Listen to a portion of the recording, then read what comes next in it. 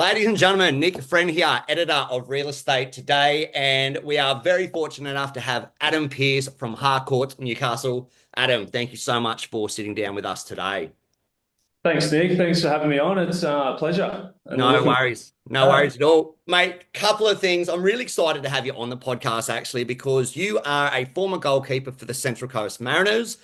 Great team, obviously being a Newcastle boy myself. I've seen you guys play our Jets. You've got your first Ironman coming up this week. You're 28 years old. You've been in real estate for quite a while. Mate, first and foremost, what was the leap from soccer to real estate? Look, I guess it's pretty open-ended kind of question. I think at the certain point of time with football, we kind of went through a bit of a funny time with COVID. Yep. And I guess at that point, there was a lot of different changes with the financial position of the league and where Yep. that kind of stood for us players was a bit, the unknown. Yep. And I guess at 25, coming from Foster, a local country town, Yep. for me to even have got to the point of, being in the A League, but then also, being in Australian teams and things like that, I thought there was that point of time where I needed to kind of pivot and feel like, I'm not too old to make a difference in something else that, may set me up financially and also have a bit more security. Not chasing the next contract with, could, 1 week we're in, Central Coast, could be in Perth, could be Sydney. So I Yep. thought coming back to home, which is where my family have relocated to in Newcastle. Right. At that point, going through that period as everyone found it hard in their own ways through COVID, Yeah. I thought real estate, and still playing soccer at the moment for a local team, and part of the contract was, I would like to get a job in real estate, and so they reached out to Harcourts, and luckily enough, got a job in with the boys at Newcastle. So yeah, it's been a journey so far, and it's been something that I'm really excited about, I guess. So, mate, in the article that we just ran in RET, I think it was this week, there was a comment there as far as would you go into coaching or real estate? What was it about real estate? Was it because you didn't want to keep chasing those contracts? Was it you could set yourself up financially for the longer goal? Was that the main reason as far as the future and setting down roots? Was that it? Yeah, I feel like there's a bit of a mixed emotion with not staying within the game at that capacity, whether it, still be playing professionally and then taking a role on, whether it be an academy. I thought, Yeah. given the fact that I'd been involved for so long, I thought there was time for something else, and a change was great. Real estate's something that I was always passionate about. Okay. You know, being in seminars and looking up, realestate.com all the time, and just Yeah. having a bit of a fascination with it before actually getting into it. So I guess when I got more of an understanding of it and had a conversation with a few local agents in Central Coast, actually, that kind of shed some light on what to expect. And that's from those conversations, it was led me to believe, I guess, which is true, that the ceiling is no limit with, Yes. I guess, what you can earn, the uncapped potential. But I guess as well as you are in a team, you're still quite independent within your own business, if that makes sense. Yeah. So Yeah. being in a team with football and soccer, you are your independent person that relies heavily on your own performance, which again, coming into a real estate industry where, yes, you are in a team of, at Harcourts here, we've got 40 within the company, Yeah. but you still feel like each day is your own day and you make of it what you want. Yeah. And I guess at the end of it, it's about then what you receive. Like, it's not, you come in and you just go through the motions, like you're going to get caught out. Yeah. And I think that's what I like, that hustle of it, so to Yeah. speak, if that's the Yeah. right word. Yeah. That's the right word. Yeah. Yeah, so that's kind of where I felt going from the game, which I thought had given me a great capacity to that point, and I thought the change to something where I could then, like I said, going back to the first question, be a bit more established with my family, back to Newcastle, which I love, Yeah. and I feel like that's, in the last 3 years I've grown, in that way, and I've enjoyed it so far. Mate, perfect. Now we're going to touch on disciplines and mental strength and physical strength and all that kind of stuff. But let's lead in with the physical side of things. You've got your first Ironman coming up this Sunday, right? Or this weekend? This weekend, Tell us yeah. about So that.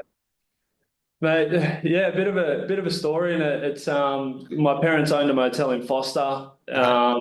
back in the early 2000s when they would race in Foster, so the Yep. Ironman was there. Yep. I would always sit on the fence, and just watch them go past and riding. I was always fascinated, and Dad went out to the tip and bought me a bike, or probably paid $1 for it Yeah. at the time. Yeah. But I'd get on the bike after the race had done on that weekend, and it's right across to the Tunko Rock Pool, which was an open Yep. water swim. So Yep. I'd do Yep. that, ride Yep. back home, then get the runners on, go for a run, go to school. I do that all Yeah. the time. So Yeah. now, I guess going into last year, I had a couple of mates that were interested in doing it, and we all signed up.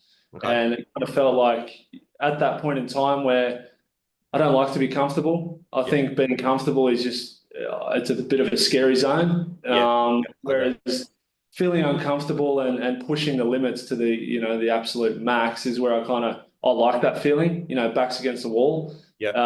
So it's been a long, I guess, 6 months of hours and hours and hours of training, and while still managing real estate, I feel like it's given me a great perspective of something that still holds a lot of disciplines. You're up in the morning, 3:30 a.m., 4 5 hour rides before opens on a Saturday, and just enjoying something else outside of real estate as well, and keeping the balance right has Yeah. really pushed me. And I guess the weekend, I mean, 3 days out.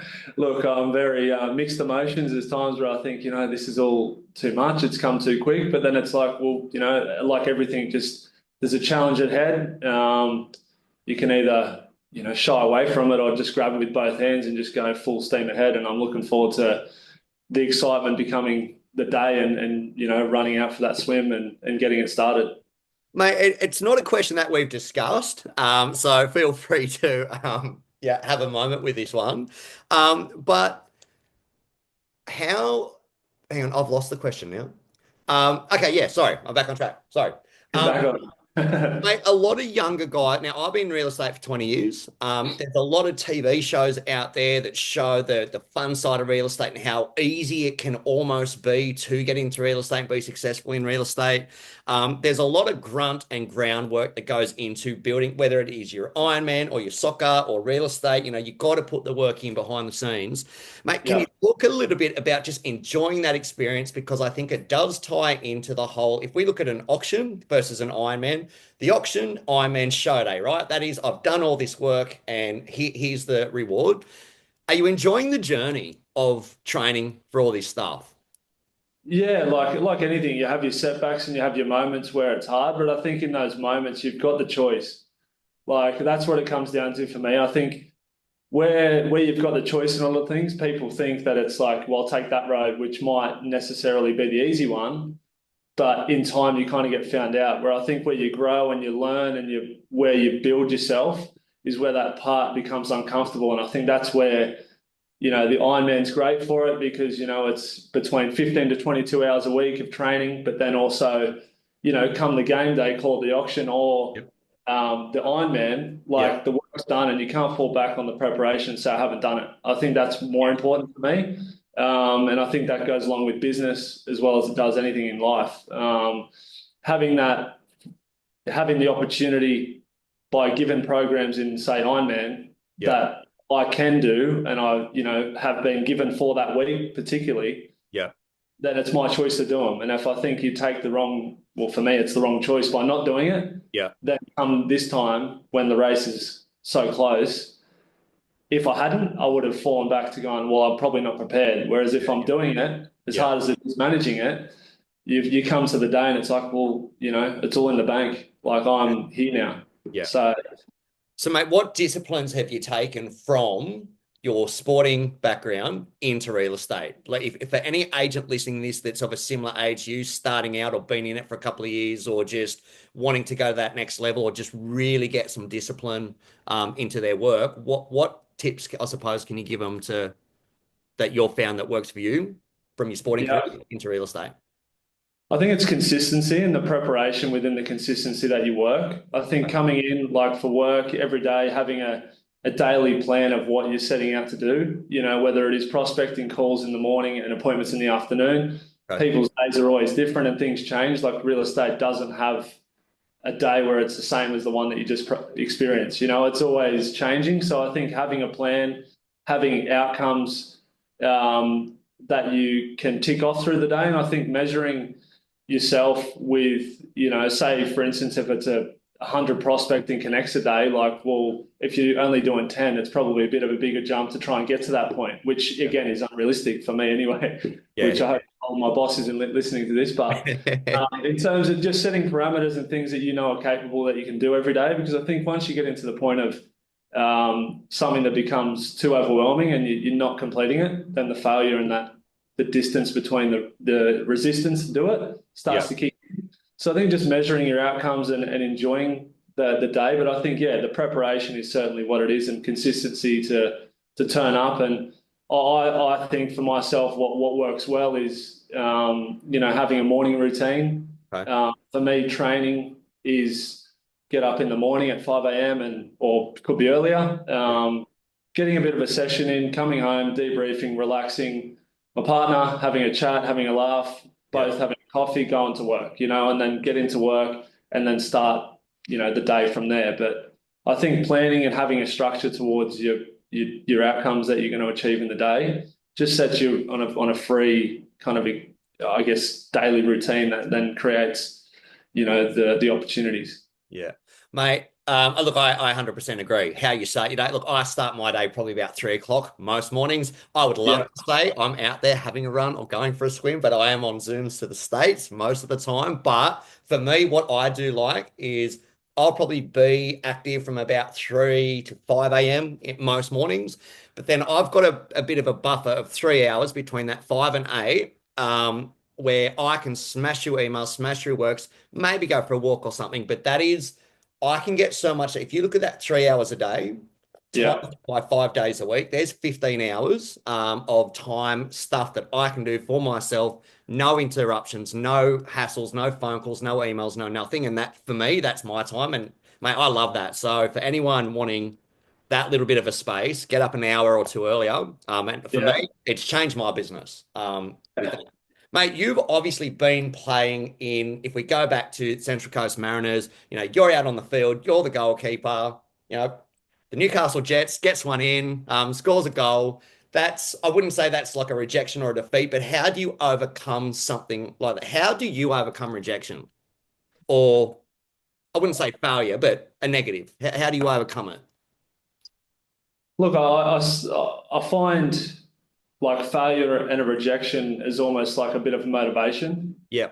Okay. Like I think you can have a spin on it. I think it's like, if a goal's gone in, well, like again, you go back to the preparation, was it my fault? I think it's just about having the discipline in the moment to stay controlled within your emotions and just knowing that, again, you go back to like the week leading up, it could be just making sure you're doing everything right and having, the training, everything that you've done during the week. So then come the game day, like if that moment happens, like that in that moment you've actually gone to your full capacity to maximize or, diffuse the situation. But, Yeah. Yeah. just on the other side, they were better and they scored. But I think for rejection, you kind of build a bit of adversity like when you face it. And you've got like all people are different. And I think that's where, real estate, going back to that as well, comes into, how do you deal with it and overcome it? I just think, get on to the next call or get on to the next person. Like that's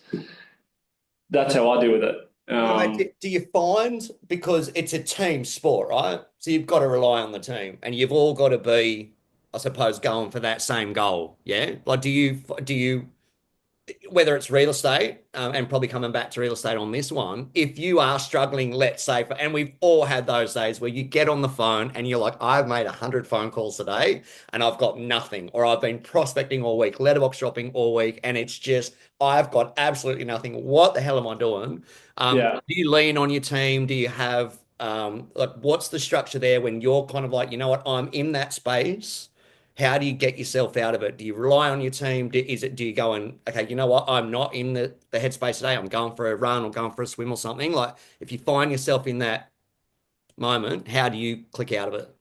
Yeah, I just find like, say if it's something where I've dealt with the same conversation and haven't been able to get an outcome out of that similar circumstance, Yeah. like I've got a couple of experienced agents in the office that I just lean on. Hey, look, I've experienced this in conversation multiple times. Like, you Yeah. know, I've not been able to overcome it in the ways that I've said something, but can you just shed some light on what you would do here? Yeah.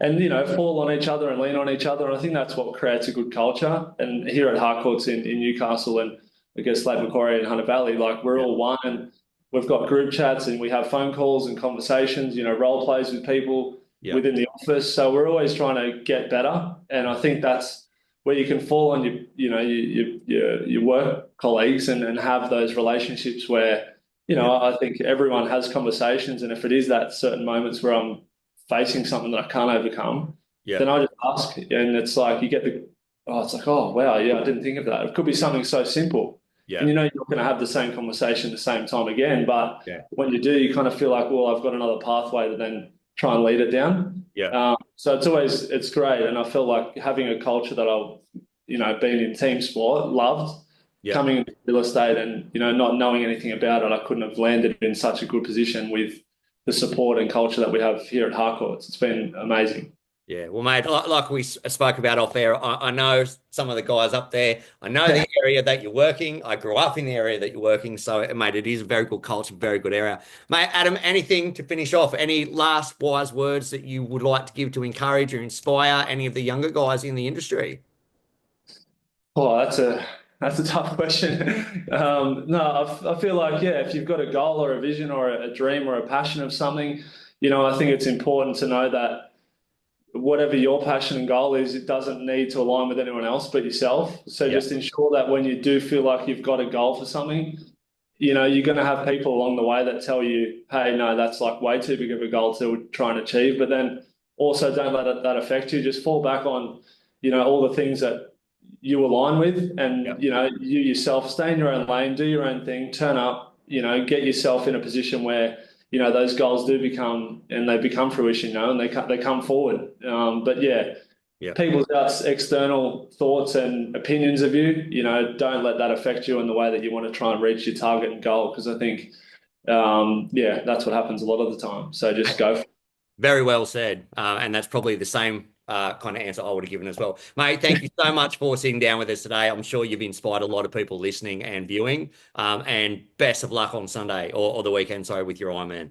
Mate, thanks, Nick. Thanks for having me. It's been great. I appreciate it. Have a good Thanks, day. mate. You See too. you, mate.